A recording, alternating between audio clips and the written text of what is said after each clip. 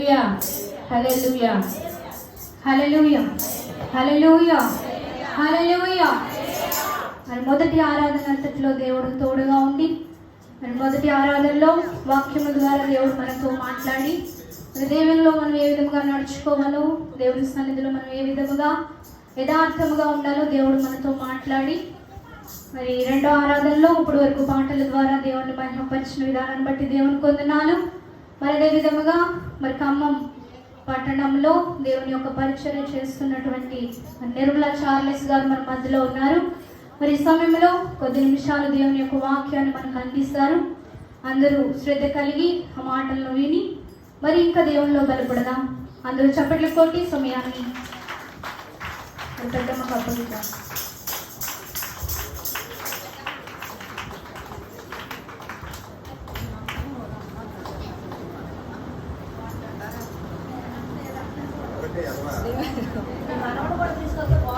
దేవుని నామానికి స్తోత్రాలు, దేవుని నామానికి స్తోత్రాలు. సమయం ఇచ్చిన దైవజనులకు చేరి కూడి ఉన్న మీ అందరికీ నా ప్రత్యేకమైన వందనాలు. వందనాలు చెప్పుకుందాం అందరం. హల్లెలూయా.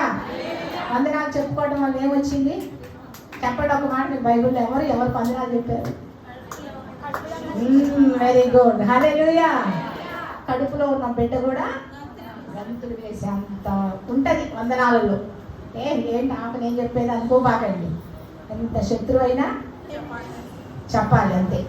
వందనాలలో అంత ఆనందం ఉంటుంది. ఇప్పుడు ఈ పాస్టర్ గారు నాకు ఎంత సమయం ఇచ్చారు?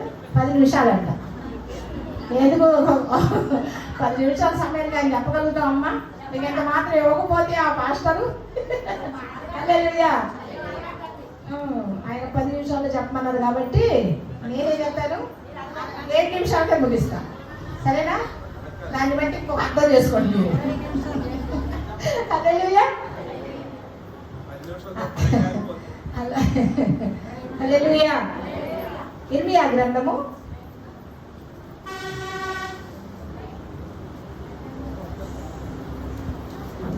'ఏదో నేర్చుకోను లేకపోతే రాసుకోను అది ఇంకొకటో మనమేమి దేవుని సన్నిధిలో ఉండి బైబిల్ చదువుకొని దేవుడిచ్చిన మాటను అందించడమే కానీ మనము ట్రైనింగ్లు అయిన వారం కాదు, లేకపోతే గొప్ప గొప్ప సేవకురాళ్ళు, లేకపోతే గొప్ప గొప్ప వాళ్ళమే కాదు. కానీ దేవుని సన్నిధిలో ఉదయకాలం విన్నాను కదా, చాలా సంతోషం ఉంటుంది, చాలా ఆనందం ఉంటుంది, ఇంకేముంటుంది? యథార్థత ఉంటుంది. ఆ యథార్థతను బట్టే దేవుడు మనల్ని చూస్తాడండి. చాలా మంది సూట్లు బూట్లు వేసుకొని పాస్టర్లు వాళ్ళు వస్తున్నారు, వీళ్ళు వస్తుంటే జనం తండోపతండాలకు వచ్చేస్తూ ఉంటారు. కానీ వాళ్ళు చెప్పిన వాక్యమే, చిన్న సేవకులు చెప్పిన వాక్యమే, చిన్నవారు చెప్పిన వాక్యం మీరు కూడా నేర్చుకుని ఇలా స్టేజీల మీద మైకుల మీద బోధించిన అవసరం లేదు. సువార్త ప్రకటించడం అంటే నీకు జరిగిన కార్యాన్ని ప్రభువుని ఇంకొకరికి చూపించడమే. హల్లెలూయా. అంతకన్నా సువార్త ఇంకేముందండి? అవునా కాదా? నేర్చుకొని మనం ఇదిగో ఈరోజు ఈ దినం ఇది నేర్చుకున్నాం, ఇదిగో మేము అక్కడికి వెళ్ళాం, అయ్యో మీరు కూడా వస్తే బాగుంటుంది అని సువార్తను ప్రకటించడం. నేనుండే అపార్ట్మెంట్లో 20 ఫ్యామిలీలు ఉంటారు. అంతకుముందు 30 ఫ్యామిలీలు ఉండే అపార్ట్మెంట్లో ఉండేవాళ్ళం. అక్కడ కొంచెం కొద్ది గొప్ప అక్కడ క్రైస్తవులు కనపడేవారు. ఇప్పుడు నేనుండే అపార్ట్మెంటు చౌదరీస్, రెడ్డీస్. వాళ్ళు మన క్రైస్తవులు అంటే కింద నుంచి మీద చూస్తారు, అదొకలా చూస్తారు. అందులో క్రైస్తవులకు ఎవరు ఇల్లు ఇవ్వరంటండి. కానీ దేవుని కృపను బట్టి మాకు ఇల్లు కావాలి, మేమున్న అపార్ట్మెంట్ అమ్ముతున్నారు కాబట్టి ఇల్లు కావాలని గత నెల నుంచి తిరుగుతూ ఉన్నాయి. జనవరి 1 కల్లా ఇల్లు ఖాళీ చేయాలమ్మా అన్నారు. 2 నెలలు అడ్వాన్స్ ఇస్తాం కదా. నేను అన్నాను 2 నెలలు సమయం ఇవ్వండి. నీ అడ్వాన్స్ ఇచ్చేత ముందు నాకు ఇల్లు ఖాళీ చేయాలన్నారు ఆయన. సరే ప్రభు పాద సన్నిధిలో పెట్టా. ప్రభువా ఇప్పటికిప్పుడు ఈ మహాపట్నంలో ఇల్లు దొరకాలంటే కష్టం, అది నా మందిరానికి దగ్గర ఉంది ఆ ఇల్లు, ఈ ప్రాంగణంలోనే నాకు ఇల్లు చేయించు ప్రభువా.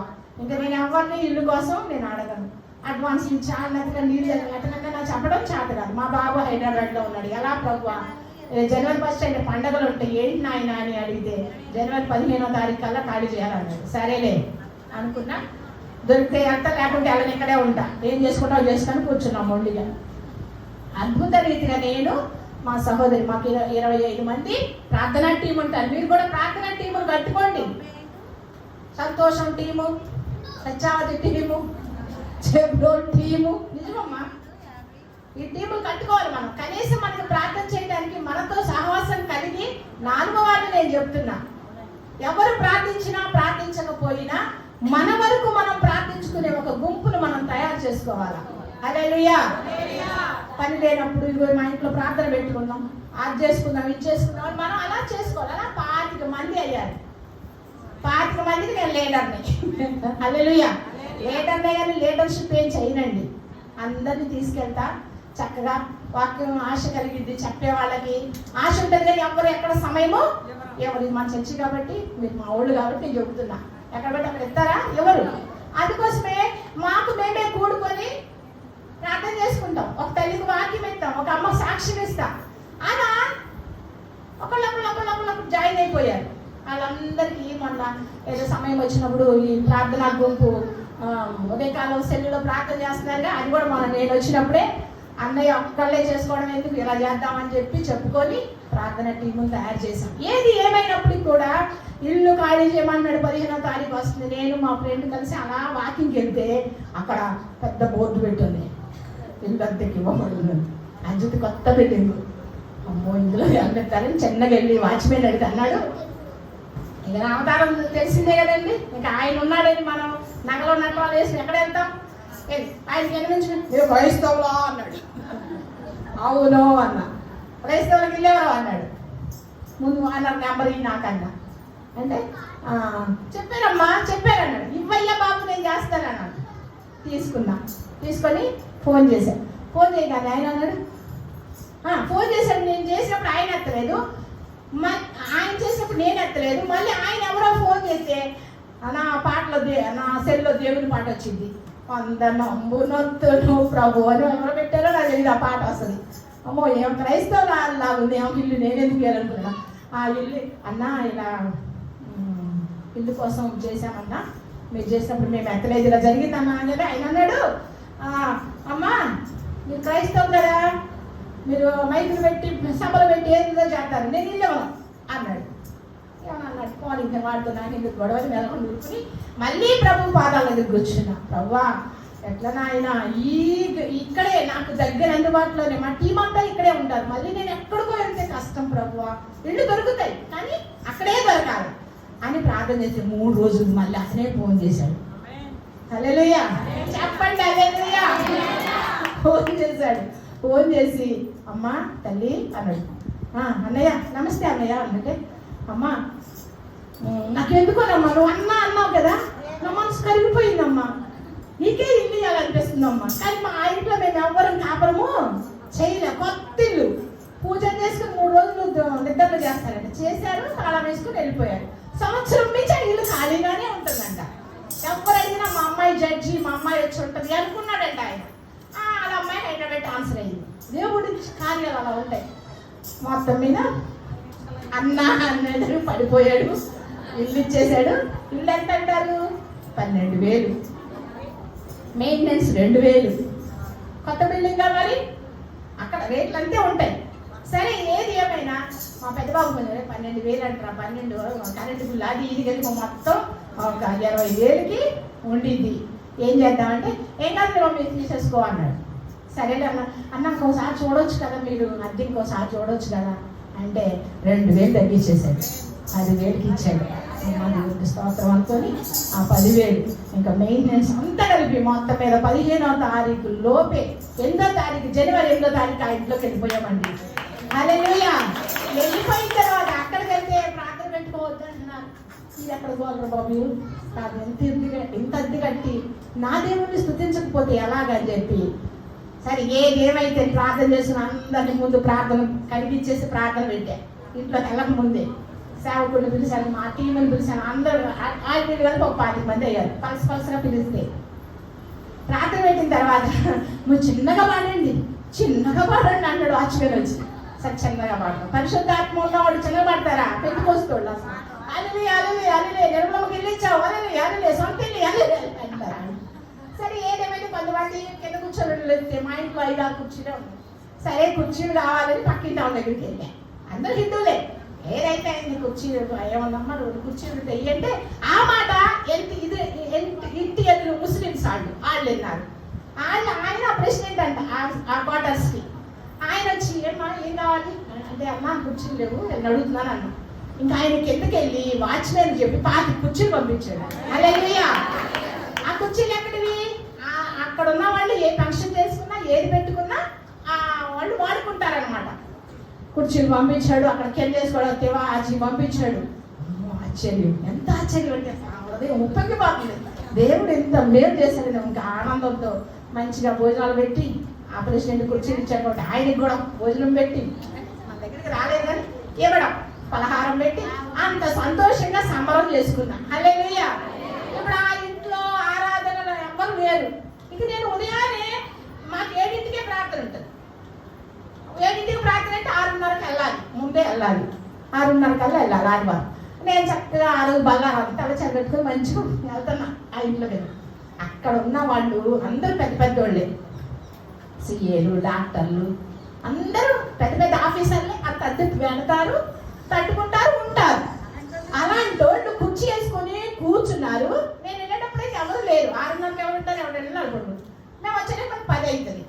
10కి అక్కడ రౌండ్ కుర్చీలు వేసుకొని కూర్చున్నారు. కూర్చుంటే నేను మంచిగా మళ్ళీ ముసుగేసుకొని అలాగా తలకాయ ఎంచుకున్నప్పుడు ఇక వాళ్ళు వచ్చినప్పుడు ఏం చేశారో తెలుసా అండి, లేచి నిలబడ్డారు. హల్లెలూయా. నేను పలకరించరా, లిఫ్ట్ దగ్గర వాళ్ళు కూర్చున్నారు, లేచి నిలబడ్డారు. ఎవరిని గౌరవించారు అక్కడ? నన్ను కాదు, నాలో ఉన్న ప్రభువుని. హల్లెలూయా. నా వేషాన్ని, నా చీరని, నా బైబుల్ని. ఒకప్పుడు ఈ బైబుల్ పట్టుకుంటే అమ్మో మాలా మార్గోళ్ళు అనుకుంటారు. ఎందుకు వచ్చిన వాళ్ళని బైబుల్ దాచిపెట్టిన ఆడదాన్ని. అర్థమైందమ్మా. సినిమాలు చుట్టూ తిరిగిందాన్ని, సీరియల్ చూసేదాన్ని, పెద్ద టీవీ కొనుక్కుని అంత అలా ఉండే నా జీవితాన్ని ప్రభు మార్చుకొని ఈ బైబుల్ బ్యాగ్లో పెట్టుకోను, ఇలా పట్టుకునే అంత ఎక్కడికైనా వెళ్తాయి. ఇలా ఏంటండి అన్ని స్పెట్స్ పడేస్తారు, అది పడేస్తారు.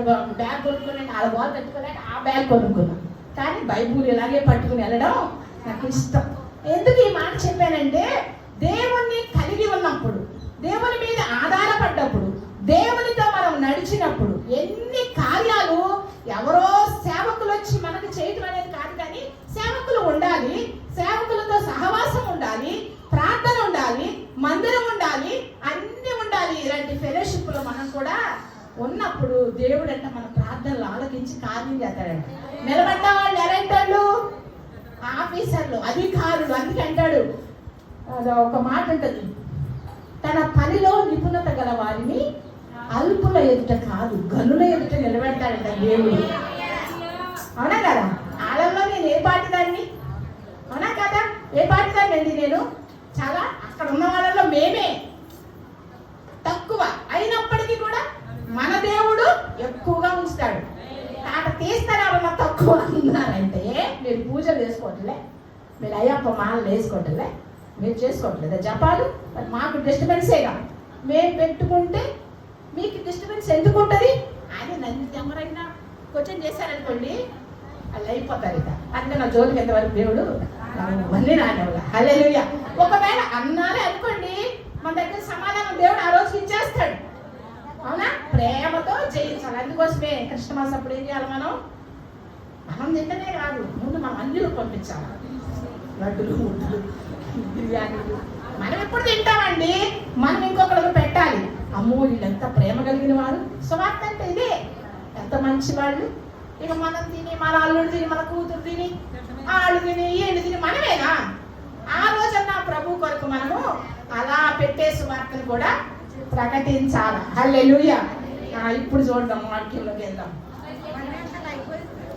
అయిపోయిందా? అందుకోసం ఇప్పుడు వాక్యం చెప్పా. అర్థమైందిగా? పాస్టర్ గారి మేనత్తని. హల్లెలూయా. 17వ అధ్యాయము ఒక 10 నిమిషాల్లో నేను ముగిస్తా. ఎందుకంటే ఇంకెందుకు చెప్పానంటే, మిమ్మల్ని అన్నం తిన్నాక ఇప్పుడే నిద్ర వచ్చింది. అందుకని నిర్మలమ్మ గారికి ఎంత కార్యం చేశాడా? ఆ దేవుడినేగా నేను కూడా కొలుస్తున్నాను. ఆ దేవుడిని కొలిసినప్పుడు ఆమెకు వచ్చిన కార్యాలు నాకెందుకు చేయమని ఆనందం అంతే. చదవండి. ఇర్మియా గ్రంథము 17వ అధ్యాయము 7వ వచనం. యెహోవాను నమ్ముకున్నవాడు ధన్యుడు. ఆశ్రయముగా ఉండును. వాడు జలముల యొద్ద నాటబడిన చెట్టు వలె ఉండును.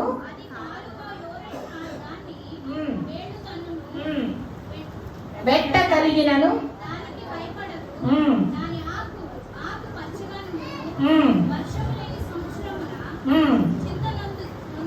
పాపు మానదు. హల్లెలూయా.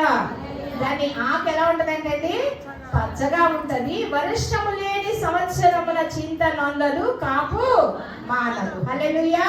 హల్లెలూయా. కళ్ళు మూసుకొని చిన్న ప్రార్థన చేసుకుందాం. పరిశుద్ధాత్మ దేవా, నీకు వందనాలు, స్తోత్రాలు. వాక్యము మీది, బిడ్డలం మీ వారము నాయన. ఆత్మదేవ, నాతో మాతో మీరు మాట్లాడండి. మీరు మాట్లాడితే మాకు వినబుద్ధి పుట్టుతుందయ్యా. మేము మాట్లాడితే ఎవరు వినరు నాయన. మీ ఆత్మ సంచారం ఇక్కడ జరిగించండి. ప్రారంభం నుంచి ముగింపు వరకు మీ ఆత్మాధీనంలో ఇంతవరకు నడిపించారు. ఈ చిన్న వాక్యము ద్వారా నాతో మాతో మీరు మాట్లాడమని యేసు నామములో అడుగుచున్నాను తండ్రి. ఆమేన్. హల్లెలూయా. అలాగే ఈ ఇర్మియా గ్రంథంలో ఈ మాట ఇశ్రాయేలీయులకు సంబంధించింది. ఆమేన్. ఎవరికి సంబంధించింది? ఇశ్రాయేలీయులకు సంబంధించింది. ఈ దినాలలో మనం కూడా ఆత్మీయ ఇశ్రాయేలీయులు. ఆనాడు దేవుడు వారికి వాగ్దానం చేసినట్లుగా మనతో కూడా ఈ దినం వాగ్దానం చేస్తున్నాడు. ఏమని చేస్తున్నాడు? నువ్వు భయపడొద్దు, నువ్వు దిగులు పడొద్దు. వర్షాలు లేకపోయినా, వరదలు వచ్చినా, వాగులు వచ్చినా, కరువు వచ్చినా, ఖడ్గం వచ్చినా ఆయన నమ్ముకున్న బిడ్డలు ఎలా ఉంటారంట? పచ్చగా ఉంటారు. హల్లెలూయా. మనిషి ఇప్పుడు చెట్టు మనిషితో పోల్చుకోవాలి మనం. అర్థమైందా? చెట్టుని మనిషితో పోల్చుకుంటారనమాట. అందుకోసమే ఆ చెట్టు చిగురుగా ఉండాలి అంటే కాలువ యోరన నాటబడాలి. అవునా? నాకు పెళ్ళైన కొత్తలో, చాలా చిన్న వయసులో పెళ్లి చేశారు. పెళ్ళైన కొత్తలో మా అత్తగారు ఊరు, మా ఊరు అక్కడ నడిచి వెళ్ళాలి, బస్సు మార్గం లేదు. ఒకవేళ బస్సు మార్గం ఉన్నా తిరిగంతా వెళ్ళాలి. అందుకోసం ఆట పాట దారంపట నడుచుకుంటూ వెళ్ళేవాడు. అటు కాలువ ఉంటుంది, ఇటు మామూలుగా పొలాలు ఉంటాయి. అక్కడ పెద్ద పెద్ద చెట్లు పెరిగాయి. నేను అనుకునేదాన్ని అప్పుడు, అసలు ఈ చెట్లకు నీళ్ళు ఎవరు పోస్తారు? ఈ చెట్లు ఎందుకంటే పెద్ద పెద్ద చెట్లు ఉంటాయి, అక్కడ నీడనెత్తా ఉంటాయి. అటు చెట్లు ఉంటాయి, ఇటు చెట్లు ఉంటాయి. అప్పుడు తర్వాత అసలు ఈ చెట్లకు నీళ్ళు ఎవరు పోస్తారండి? ఎవరు పోస్తారు నీళ్ళు? ఎవరు పోయిరు? అది ఎక్కడ నాటబడింది? కాలువ యొద్ద నాటబడింది. కాలువ యొద్ద నాటబడిందే కాబట్టి దాని వేర్లు ఎక్కడికి పోతాయి? నీరుకి లోతుగా పోతాయి. అలాగే మన ఆత్మీయ జీవితాలలో కూడా మన వేరు లోతుగా నడపాలి. యేసయ్య అన్న శిష్యుడిని ఎవరన్నారు? లోనే లోనికి పోనివు, లోనికి పోనిస్తే నీకు అర్థమవుతా ఉంటది. అలాగే ఇప్పుడు మనము కాలువ యోరన నాటబడిన మొక్కలా ఉండాలా. ఆశ్రయపురములో నాటబడిన మొక్కలండి. ఏం మొక్కలండి అని ఇతరులు చూసి మనల్ని ఏం చేయాలి? అసూయ పడే అంతగా ఇస్సాకు ఆశీర్వదించబడ్డాడు అని అంటే, ఎందుకు ఆశీర్వదించబడ్డాడు? దేవుని చేత ఆశీర్వదించబడ్డాడు. కలుగులో విత్తనం వేశాడు. విత్తనం ఏమైంది? 100 అంతలు. అందుకే ప్రార్థన చేసేటప్పుడు ప్రభు 20 అంతులుగా, 30 అంతులుగా, 60 అంతులు అనమాకండి. ఒక్కసారి 100 అంతలు వెళ్ళిపోవాలి. హల్లెలూయా.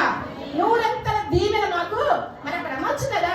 ఒక ఇత్తనమే క్రమేపీ పెరగాలి అనొచ్చు కదా. ఒక్కొక్క దానిని బట్టి క్రమేపీ పెరగటం అంటారు. దేవుని ఆశీర్వాదం 100 అంతలుగా మాకు ఇవ్వయ్యా. హల్లెలూయా. 100 అంతలుగా మాకు దయచేయ. మేము హీన స్థితిలో ఉండకూడదయ్యా. రోగాలతో ఉండకూడదు, బాధలతో ఉండకూడదు, సమస్యలతో మనం ఉండకూడదు. మరణం అందరికీ వచ్చింది. ఏ మరణం కావాలి మనకు? రెండో మరణం. మంచి మరణం కాదు. మరణం ఏ విధంగా వచ్చింది? మంచి మరణం అని నేను అంటలేదు, కానీ ఏ విధముగా మరణించినా మనకు అక్కడ మరణం లేదు. హల్లెలూయా. అగ్నిలో వేస్తే అది మరణమే. కానీ మనం అక్కడికి వెళ్ళిన దేహమే ఇదైపోతుంది, కానీ ఆత్మ దేవుని దగ్గర చేరుతుంది. అందుకే మనం పాట పాడే అందరికి అర్థమైందో, ఆత్మ దేవుని వద్దకే చేరింది ఏముంటది మనకని పాట పాడేది కదా. అలాగే మన బ్రతుకులు మార్చుకోవాలా, మనం మార్చబడాలా, మన జీవితాలు మార్చబడాలా. అలా ఉన్నప్పుడు ఈ వాక్యము చెప్పిన రీతిగానే మీరందరూ చదువుకోండి. ఆ మాట చదువుకోండి. ఆ మాట చదువుకుంటే ఆ మాట ఎంతో ఇష్టంగా ఉంది. ఏముంటుంది ఆ మాట? యెహోవాను నమ్ముకున్నవాడు ధన్యుడు, యెహోవా వారికి ఆశ్రయముగా ఉండును. ఇప్పుడు మనం ఎవరిని నమ్ముకున్నాం? యెహోవాని. పేసోవయ్యని నమ్ముకుని వచ్చామా? యెహోవాని నమ్ముకున్నాం. యెహోవాని నమ్ముకున్నాం కాబట్టి ఆయన మనకు ఆశ్రయముగా ఉంటాడు, ఇష్టముగా ఉంటాడు. అలాగే అంత మాత్రమే కాదు, కానీ 86వ కీర్తన తీయండి.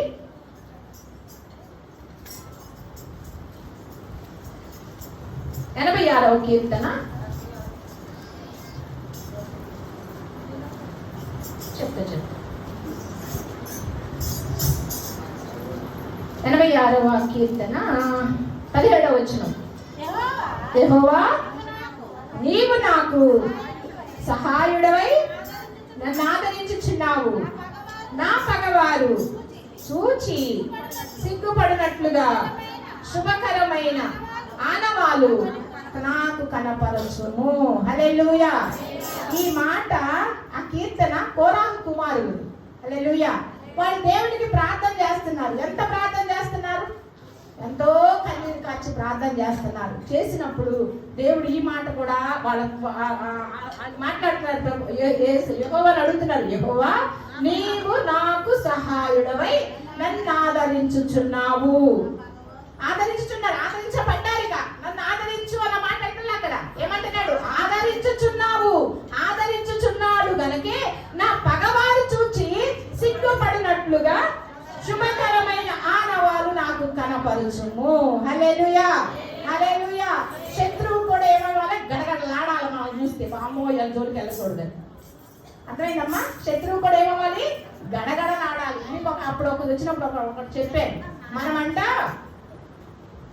ప్రభు సన్నిధిలో ఉంటూ, దేవుని సన్నిధిలో ఉంటూ, దేవునిలో నడుస్తూ, యథార్థంగా ఉంటూ, మనం ఎక్కడికి వెళ్ళినా, ఏ కార్యానికి వెళ్ళినా, అపజయాలు కలిగినా అపజయాన్ని జయంగా మార్చగలిగిన దేవుడు మనతో ఉంటాడు. మనతో ఉండాలి అంటే ఆ రోజు మోషే చెప్తున్నాడు, నీ సన్నిధి నాకు తోడుగా రాకపోతే నేను వెళ్ళనయ్యాను అని. మనం చిన్న విషయాన్ని కూడా ప్రార్థన చేసుకొని వెళ్ళినప్పుడు ఏంటంటే దేవుడు అంటే ఇలాంటి శుభకరమైన ఆనవాళ్ళు మనకు దయచేస్తాడు. అక్కడ మనకి వ్యతిరేకమైన కార్యము జరగబోయినా దాన్ని ఏం చేస్తాడు? దేవుడు మలిచేస్తాడు. అంతే. ఎందుకు మలుస్తాడు?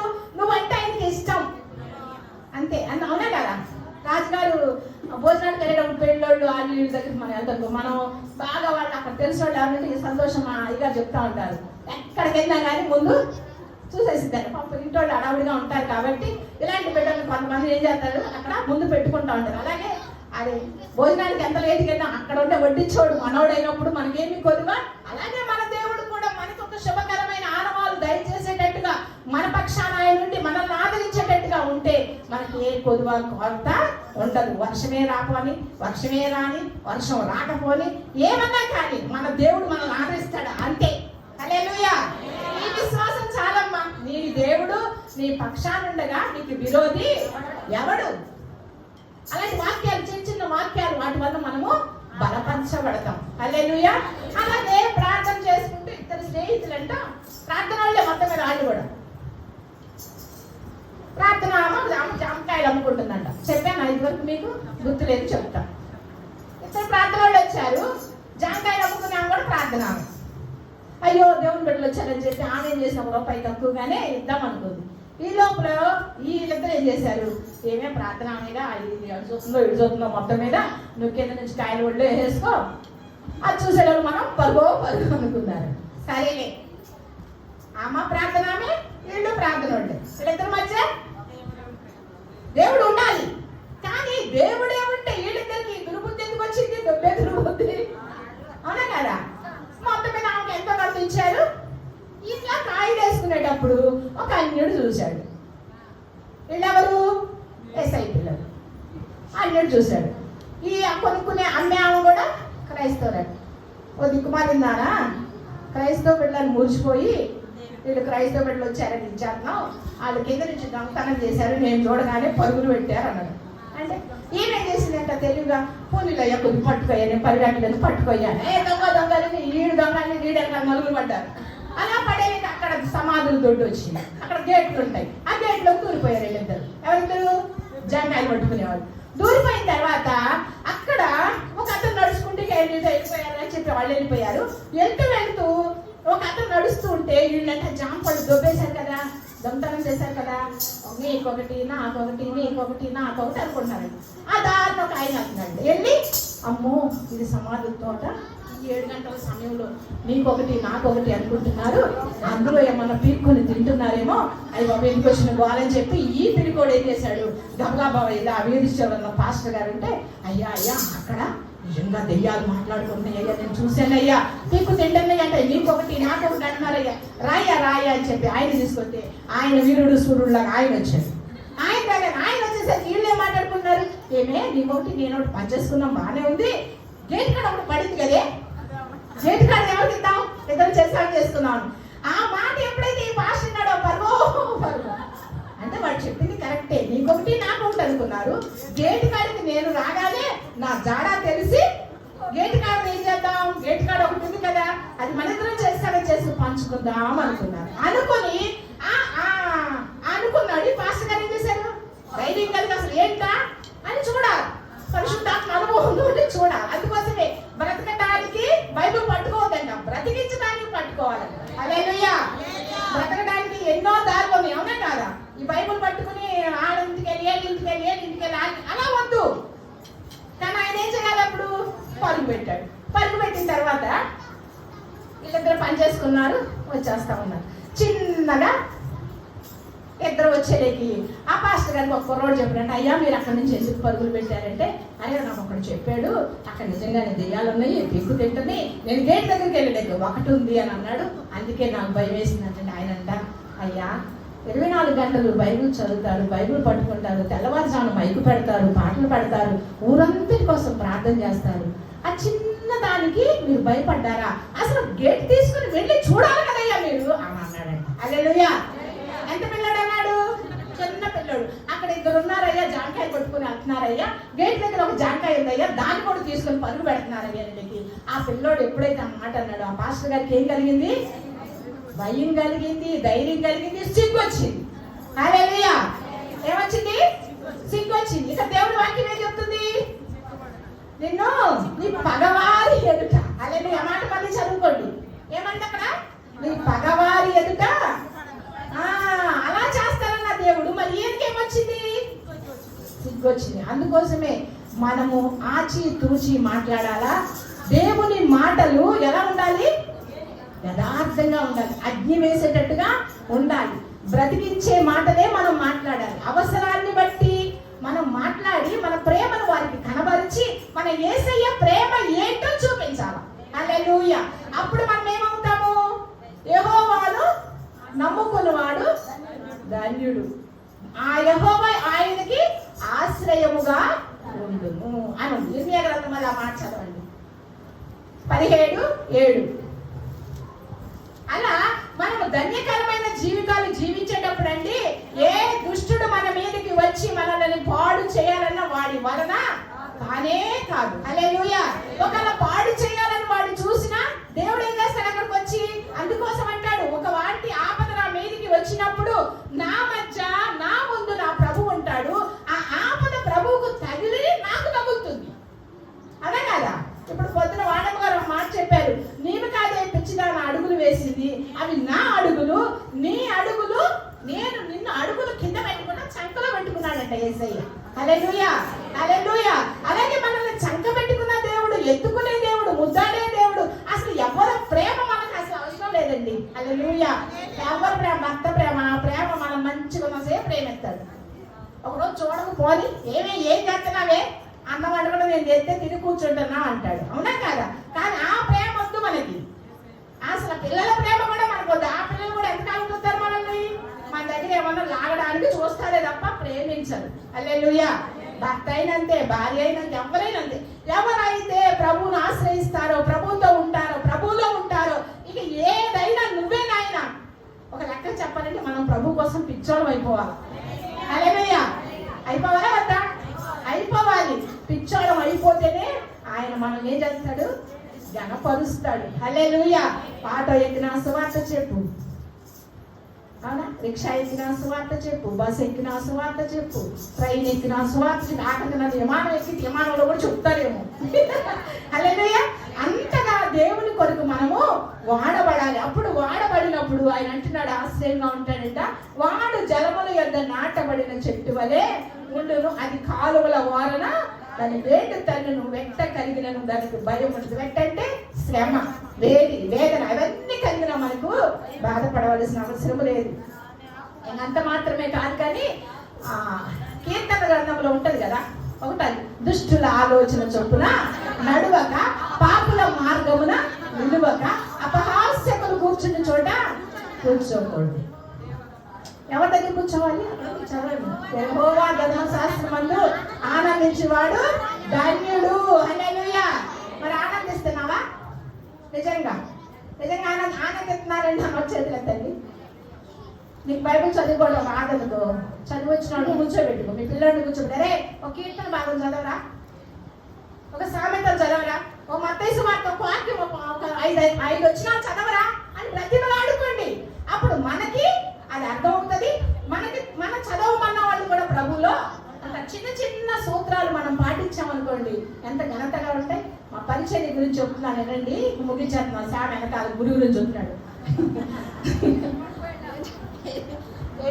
చెప్పను, పాస్టర్ గారు ఉంటారు కదా, పాస్టర్ గారు ఉంటారు కదమ్మా, 500 కాలు పెట్టాలా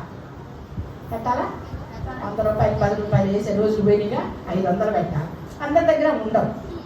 మనం ఉండి చేయకపోతే ఆజ్ఞ అధికరం. మనకు ఉండి పెట్టకపోతే ఇక దేవుడికే తెలుసు. అందుకని వాళ్ళు ఏం చేస్తారు, పాపం చాలా పేదరికంగా ఉన్న వాళ్ళకి ప్రార్థన పెట్టుకోవాలని బాగా ఆశ ఉంటుంది, పెట్టుకోలేరు, కానుక ఇవ్వలేదు. అలాంటి వాళ్ళకి ఏం చేస్తామంటే ఎతికి అలా పట్టుకొని, అమ్మా ఈరోజు ప్రార్థన వచ్చి పెడతాం, మేము ఒక 4-5 వస్తాము అని వెళ్ళేటప్పుడు వాళ్ళకి ఒక పాల ప్యాకెట్, 4 బిస్కెట్ ప్యాకెట్లు, లేకపోతే ఒక డైలీ అరటిపండు ఏదో ఒకటి తీసుకొని అక్కడికి వెళ్ళి ప్రార్థన పెట్టి చేద్దాం. మన పాటలు మన విధానాలని వాళ్ళు వీళ్ళు అందరూ పోగొడతారు అక్కడ. అవునా? అందరూ పోగొడతారు. వాళ్ళ ఇంటి సమస్య తీరిద్ది, వాళ్ళ కోరిక తీరిద్ది, 4 వస్తారు, మనం తీసుకెళ్ళి వాళ్ళకి ఇస్తారు. ఇచ్చి మళ్ళీ మేము ఇచ్చామని పొరపాటు కూడా ఎక్కడ అనకూడదు. అనొచ్చా? మనం పెట్టి మర్చిపోవాలి అంతే. ఏం చేయాలి? అనండి గట్టిగా. మనం పెట్టి మర్చిపోవాలి. తిన్నవారు మనల్ని జ్ఞాపకం చేసుకోవాలి. పలానమ్మ అని. అలాగా మా పరిచర్య అలా ఉంటే ఆ పరిచర్యలోనే చాలా మంది అమ్మో అదేదో బాగుందని అలాగని మనం పెడుతున్నాం కదని వాళ్ళు కూడా పెట్టడం నేర్పించడం.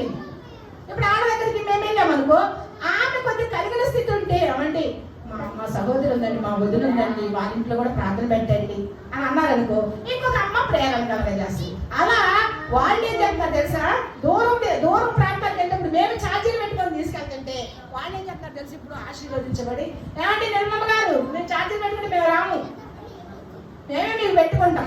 హల్లెలూయా. ఎంత ఆశీర్వాదం చూసారా. ఒకప్పుడు ఛార్జీలు లేక వచ్చేవారు కాదు, కానీ మీరు పెట్టుకునే అవసరం లేదండి, మేమే పెట్టుకుంటాం మీకు. అంతగా దేవుడు ఆశను బట్టి ఆశీర్వదిస్తాడండి. హల్లెలూయా, హల్లెలూయా. మన పగవారు చూసి సిగ్గుపడే అంతగా మనల్ని ఆశీర్వదిస్తాడు. కొత్తగూడెమే కానీ, చేబ్రోలే కానీ, పట్టంపాడే కానీ మన బిడ్డల గురించి ఉదయకాలం ప్రార్థన చేస్తుంటే ఖమ్మంలో 25 మందిని నేను ఈ ప్రార్థనలో జాయిన్ చేస్తే, అయ్యి బాబోయ్ ఎవరన్నా ప్రార్థన చేస్తే ప్రభువా నీ సంతోషమని దీవించయ్యా, కుటుంబాన్ని దీవించయ్యా, రాయలమ్మని దీవించయ్యా, సత్యవతమ్మని దీవించయ్యా, ఇంకా కొన్ని పేర్లు మేరమ్మని మరియమ్మని దీవించి ప్రభువా అని కుటుంబాలకు తోడుకోండి అంటారు. ఈ మీ అయ్యగారు ఏంటండి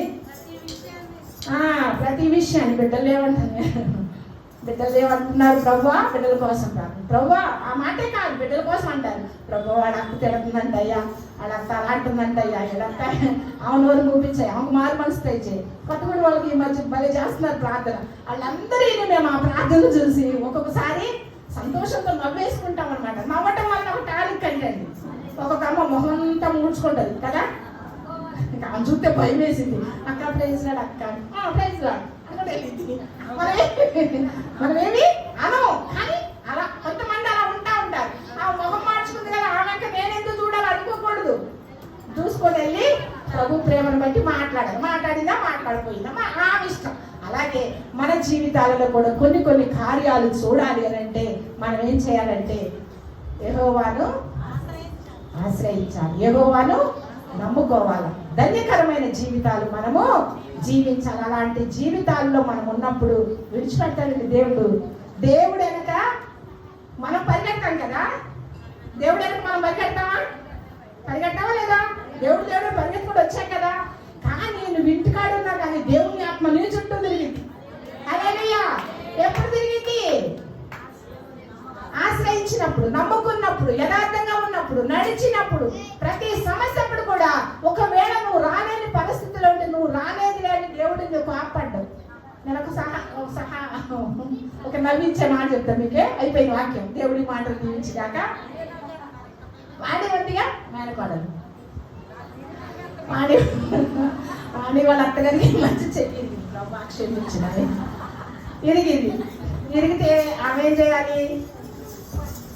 చక్కగా అమ్మాయి ఎందుకు ఎలా జరిగింది ఏంటి అనుకోవాలి. వాడి ఎండాకాలం అంతా ప్రార్థనకి వెళ్ళలేదు కదమ్మా, అందుకే నా చెయ్యి ఇరిగిందమ్మా అనంట.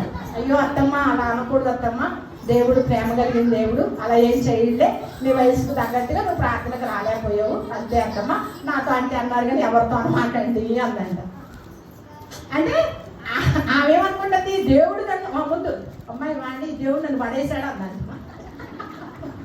ఇంకా దేవుడు పడేసి చెబుతావా? అమ్మాయి వాడి దేవుడు నన్ను పడేశాడు అమ్మా అన్నట్ట.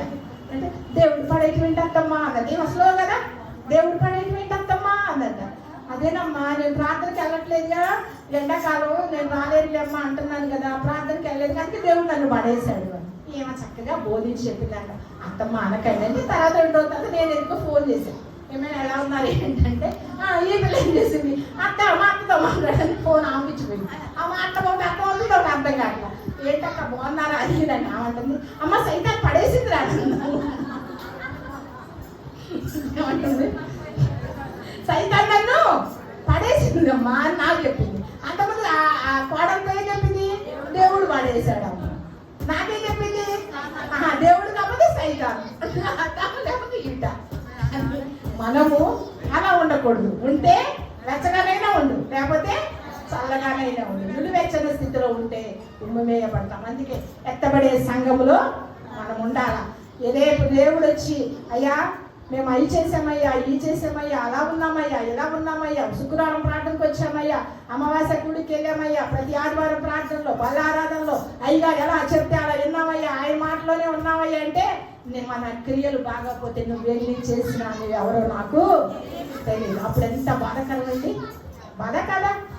అంతంత రోగాలను దెయ్యాలను ఎల్లగొట్టినోళ్ళనే మీరెవరో నాకు తల్లిదండ్రులు తలిపేశాడు యేసయ్య. హల్లెలూయా.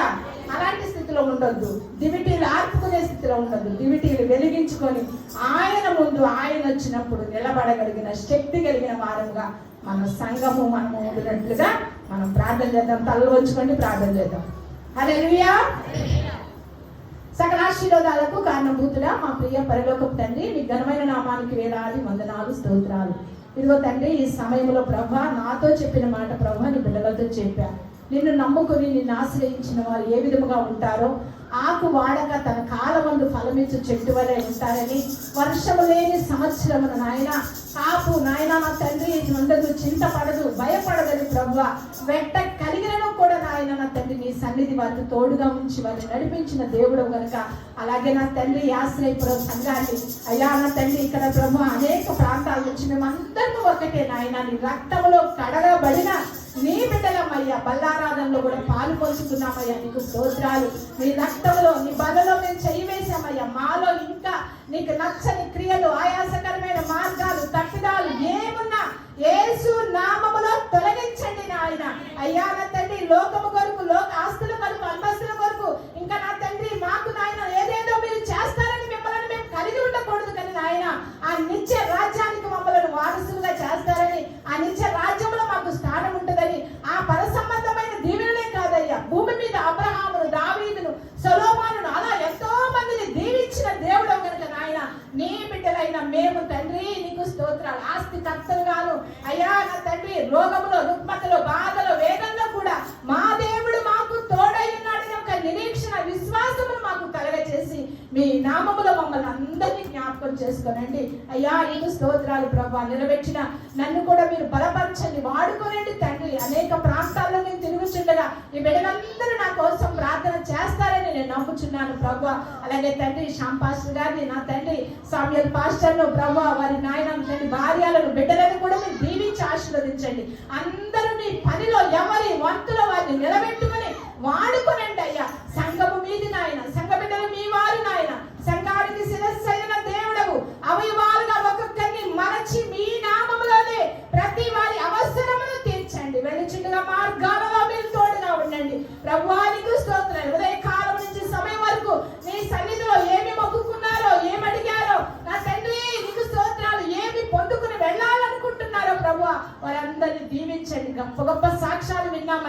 బిడ్డ చదువుల్లో మీరు తోడుగా ఉండండి. ఆరోగ్యాలు నాయన, భార్యాభర్తల సమస్యలు అన్ని కూడా మీ నామములోనే తీర్చండి తండ్రి. మీకు స్తోత్రాలు.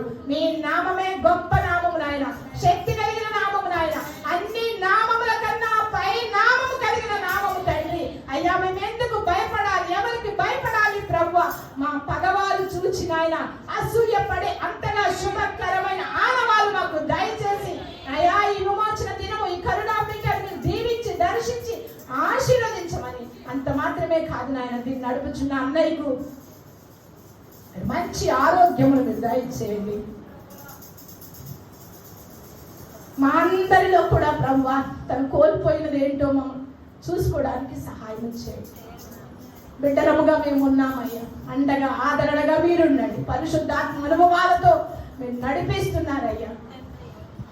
మంచి ఆరోగ్యం దయచేసి అయ్యా. తైలాభిషేకం ఎంతో మంది, లక్షల మందికి ప్రభువా కొన్ని కార్యాలు, ఎన్నో కార్యాలు ఎన్నుకుని ఏర్పాటు చేసుకున్న దేవుడవు. నాడు మోషేని ఎన్నుకున్నట్లుగా మీరు ఎన్నుకున్నారు. మనుషుల వలన ఏది జరగదు, మీ వలనే జరుగును, మీ వలనే జరుగును, మీ వలనే జరుగును నాయన. నీకు స్తోత్రాలు. ఏది ఏమైనా మా మంచి దేవుడవు, మాకు చాలిన దేవుడవు, మా పరిస్థితులన్నీ గమనించిన దేవుడవు, మా స్థితిగతులను చూసే దేవుడవు. నిన్ను స్తుతించుట ద్వారా మా పరిస్థితులను మార్చగలిగిన దేవుడవయ్యా. నువ్వు పక్షపాతివి కాదు నాయన, అందరికీ దేవుడవయ్యా, అందరినీ సమపాలగా ఉంచే దేవుడు, మంచి దేవుడవయ్యా. అటువంటి గొప్ప కార్యాలు చేసి మీ నామానికి మహిమ తెచ్చుకోమని చిన్న ప్రార్థన ఆలకించి అంగీకరించమని యేసు నామములో అడిగి వినయముతో వేడుకొని ప్రార్థన చేస్తున్నాను తండ్రి. ఆమేన్. ఆమేన్. అందరికీ వందనాలమ్మా.